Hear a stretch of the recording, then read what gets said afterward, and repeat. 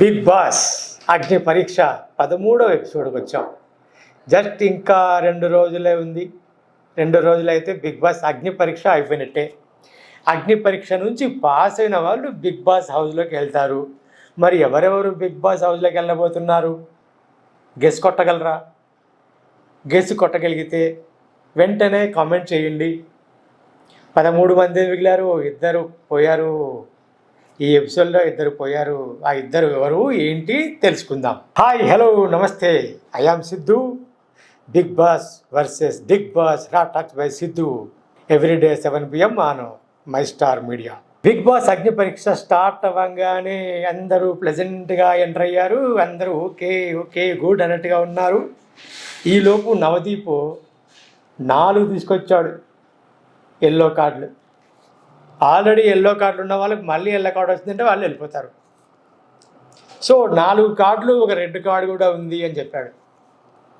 అభిజిత్ ఏమంటాడంటే, నేను ఒక అవకాశం ఇస్తున్నా, మీరు కరెక్షన్ చేసుకుంటే మీకు ఆల్రెడీ ఇచ్చిన ఎల్లో కార్డుని నేను వెనక్కి తీసుకుంటా అని చెప్పాడు. సో ఇక్కడ చెప్పుకోదగ్గ అట్రాక్షన్ ఏంటంటే, డాషింగ్ డేరింగ్ డైరెక్టర్ అని శ్రీముఖి గారు చెప్పారు. ఆ డైరెక్టర్ గారు తేజ గారు వచ్చారు. ఎంతోమంది కామన్ పీపుల్ని సూపర్ స్టార్స్గా మార్చిన తేజ గారు వచ్చారు. సో ఆయన ఇంట్రడ్యూస్ చేసిన పర్సన్ నవదీప్ అక్కడే ఉన్నాడు. నవదీప్ జనరల్గా చాలా హుషారుగా అల్లరిగా కొంటెగా ఉంటాడా. తేజ గారు రాగానే చేతులు కట్టుకొని సైలెంట్ అయిపోయాడు. నిజమే, మన లైఫ్లో టర్నింగ్ ఇచ్చిన వాళ్ళు ఎవరైనా ఉంటే, మనని బాగా ఎంకరేజ్ చేసిన వాళ్ళు ఎవరైనా ఉంటే, మనం లోలో ఉన్నప్పుడు మనకి లిఫ్ట్ ఇచ్చి పైకి తీసుకొచ్చిన వాళ్ళు ఎవరైనా ఉంటే, ఆ పర్సన్ కనపడితే మనం ఖచ్చితంగా వినయపూర్వకంగా మారిపోతాం.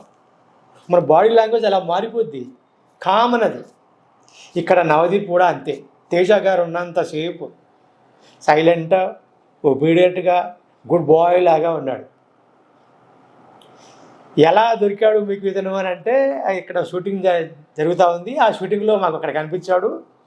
సో అతన్ని తీసుకున్నాము, అతను స్టార్ అయ్యాడు తర్వాత అని తేజ గారు నవదీప్ గారు గురించి చెప్తే, శ్రీముఖి మీరే ఆయనకు మంచి లైఫ్ ఇచ్చారు అని అంటే, అప్పుడు తేజ, నేను అవకాశం ఇచ్చానంతే, ఒక మెట్రిక్ ఇచ్చానంతే, టాలెంట్ ఎవరి టాలెంట్ వాళ్ళది అంటారు.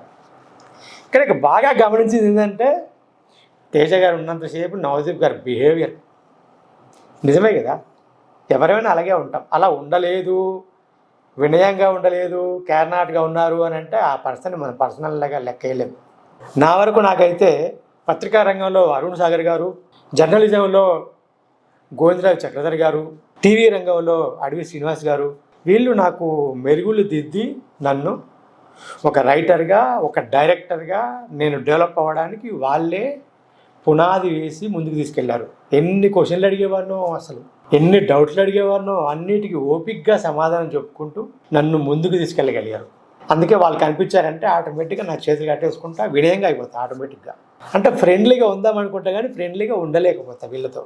అలాగే ప్రభాకర్ గారు ఈటీవీలో మహిళలు మహారాణులు, తర్వాత స్టార్ మహిళ ఇవన్నీ చేయడానికి కారణమైన ప్రభాకర్ గారు, ఈటీవీ ప్రభాకర్ గారు, వీళ్ళందరూ కూడా లైఫ్ను లిఫ్ట్ చేయడానికి ఉపయోగపడ్డారు. వాళ్ళంటే వాళ్ళు ప్రేమ చూపించి ముందుకు తీసుకెళ్లారు కాబట్టి అలా అయిపోతా. అలాగే నవదీప్ తేజ గారు చూసినప్పుడు అలా అవ్వడం వల్ల నేను రిలేట్ అయ్యా. నేను కూడా ఇలాగే చేస్తా కదా, నాకు తెలియకుండానే బాడీ లాంగ్వేజ్ ఇలాగే ఉంటుంది కదా అని. సరే, విషయానికి వస్తే బిగ్ బాస్ అగ్ని పరీక్షలకు వస్తే టాస్క్ పెట్టారు.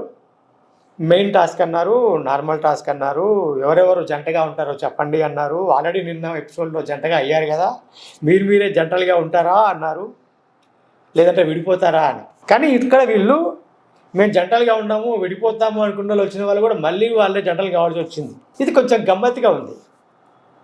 వాళ్ళు పెట్టడం బాగుంది, మనం చూడడానికి కూడా బాగుంది. ఇందులో వంకలు పట్టడానికి ఏం లేదు, లేకపోతే అంత బాగలేదు అనడానికి కూడా లేదు. బాగుంది, సరదాగా ఉంది. తేజ గారు ఇంకాసేపు కూర్చుంటారేమో అనుకుంటా, వెంటనే పంపించారు ఎస్టేంటో. మరి కాసేపు ఉంటే బాగుండేది, ఉండి ఇంకా సినిమా విషయాలు ఏమన్నా మాట్లాడితే బాగుండేది. అలాగే ఆ మధ్య కాలంలో ఒక ఎపిసోడ్లో క్రిష్ గారు వచ్చి కాసేపు ఉండి ఎంజాయ్ చేసి, కేతమ్మకి ఛాన్స్ ఇస్తాను నేను, ఒక క్యారెక్టర్ ఉందని చెప్పినట్టుగా తేజ గారు కూడా ఈ ఉన్న వాళ్ళలో 15 మందిలో ఎవరికన్నా ఒక ఛాన్స్ ఇస్తారేమో అని ఎక్స్పెక్ట్ చేశా. కానీ అదేం జరగలేదు. జరిగితే ఎవరన్నా ఒకరికి ఛాన్స్ ఇచ్చేస్తా అని ఒక మాట ఇచ్చుంటే, నీకు అవకాశం ఇచ్చే అవకాశం నాకు వస్తే నేను ఇస్తాను ఇట్లా చెప్పినా కూడా బాగుండేదేమో, ఎక్స్పెక్ట్ చేశాను, జరగలేదు. నెక్స్ట్ ఒక టాస్క్ పెట్టారు, మెయిన్ పరీక్ష అని. ఇద్దరిద్దరిని కలిపి రంగురంగుల మూటలన్నీ దగ్గర పెట్టారు. మూటలు ఉన్నాయి అక్కడ, కొన్ని బరువు ఉండొచ్చు, బరువు తక్కువ ఉండొచ్చు, ఎక్కువ ఉండొచ్చు, లేదంటే రంగురంగులు ఉన్నాయి. ఎవరి మాట నమ్ముతారో నమ్మండి అని చెప్పి శ్రీముఖి నా మాటనా లేకపోతే నవదీప్ మాటనా నమ్ముతారా, నమ్మి అవి తీసుకుంటారా, ఎవరెవరైనా తీసుకుంటారా చూడండి అని అంటే డిమాండ్ పవన్ రెచ్చిపోయాడు. అమాంతం వెళ్ళిపోయి వాటి మీద పడిపోయి మొత్తం పెట్టేసుకున్నాడు. అయినా సరే వాళ్ళు వీళ్ళు లాక్కోగా కొంతమంది దగ్గర కొన్ని ఉండిపోయాయి. ఇప్పుడు వారి టీములు ఉన్నారు కదా, ఒక ఇట్లా స్లోప్గా ఉంటాయి, వాటి మీద వాళ్ళు పడుకొని ఉండాలి, వాళ్ళ పక్కన హోల్స్ ఉంటాయి. ఆడేవాళ్ళు అందులో బాల్స్ లాగా ఈ మూటలు వేయాలి, ఆ హోల్లో కింద పడాలి. ఈ టాస్క్లో డిమాండ్ పవన్ మనీష్ కొంచెం ఎక్కువ కష్టపడ్డారు, బాగా చేశారు. శ్వేత లూజ్ అయిపోయింది. ఈ టాస్క్ తర్వాత అంటే పెద్ద ఇంట్రెస్టింగ్ టాస్క్లు ఏం కావు. బిగ్ బాస్ అగ్ని పరీక్షకి ఇంకొంచెం మంచి ఉంటే బాగుండు అనుకున్నా, ఇది కూడా బాగానే ఉంది, బాగాలేదని కాదు కానీ ఇంకొంచెం బాగుండని ఎక్స్పెక్ట్ చేస్తూ ఉంటా. అంటే మరి ఆడియన్స్ ఎక్స్పెక్ట్ చేస్తారా లేకపోతే నేనే ఎక్స్పెక్ట్ చేస్తున్నానా తెలీదు. ఎందుకంటే నేను బోల్డ్ అండ్ గేమ్స్ పెట్టున్నాను కాబట్టి గేమ్ షోలలో నార్మల్ పార్టిసిపెంట్స్ని తీసుకొచ్చి నార్మల్ షోలకి, చిన్న బడ్జెట్ షోలకి వాటికి కూడా మనం మంచి గేమ్స్ పెట్టాం కదా.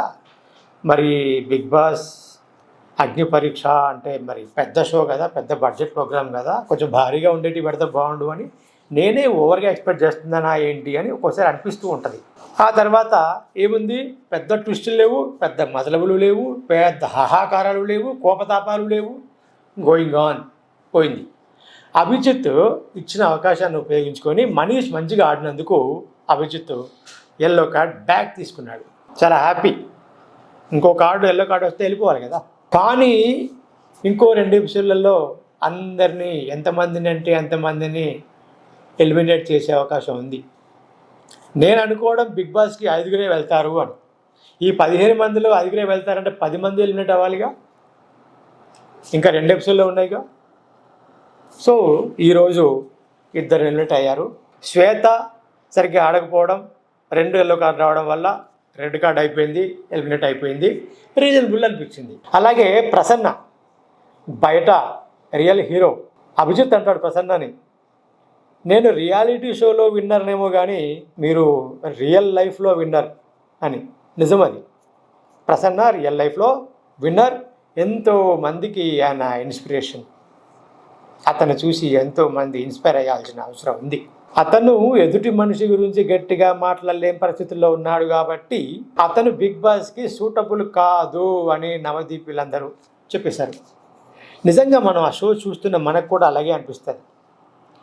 ఇన్స్పైర్ చేసే పర్సన్ అయ్యి ఉండొచ్చు కానీ అతను బిగ్ బాస్కి సెట్ కాడు. ఇది రీజనబుల్గా అనిపించింది. సూట్ కాడు అనుకున్నా కూడా అలాగే పెట్టేస్తారా?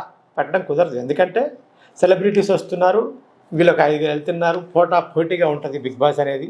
అలాంటి దానికి ఇతన్ని పంపించి ఇబ్బంది పెట్టడం వద్దు, సూట్ కాడు అనుకొని అతన్ని పంపించడం అనేది వెరీ రీజనబుల్ అని అనిపించింది. ఈ ఎపిసోడ్ అనేది ఎత్తుపల్లాలు ఒడిదుడుకులు ఏమీ లేకుండా నార్మల్గా సాఫీగా వెళ్ళిపోయినట్టే అనిపించింది. సో 2 ఎలిమినేట్ అయ్యారు. ఇంకా 13 మంది ఉన్నారు. 13 మందిలో ఏముంది, రేపు కొంతమంది, ఎల్లుండి కొంతమంది వెళ్ళిపోతారు. 2 ముందెళ్ళారు అంతే. ఆ తర్వాత 6వ తారీఖు ఒకరోజు ఆగితే 7వ తారీఖు నాడు బిగ్ బాస్ స్టార్ట్ అయిపోతుంది. సో గెస్ కొట్టగలరా ఈ 13 మందిలో ఏ 5గురు బిగ్ బాస్కి వెళ్తారు అనేది గెస్ కొట్టగలరా? 1 2 3 4 5 నెంబర్స్ ఇవ్వండి, వాళ్ళ నేమ్స్ కూడా రాయండి, కామెంట్స్ చేయండి. జస్ట్ సాటిస్ఫాక్షన్ అంతే. మనం గెస్ చేసిన వాళ్ళే బిగ్ బాస్ హౌస్కి వెళ్ళారు అని సాటిస్ఫాక్షన్, అంతే కదా. కామెంట్ చేశారా? అదే వీళ్ళతో సబ్స్క్రైబ్ చేయండి, లైక్ చేయండి. బిగ్ బాస్ అగ్ని పరీక్ష రా talks by Siddhu everyday 7 PM on my Star media. తప్పకుండా చూడండి. Thank you.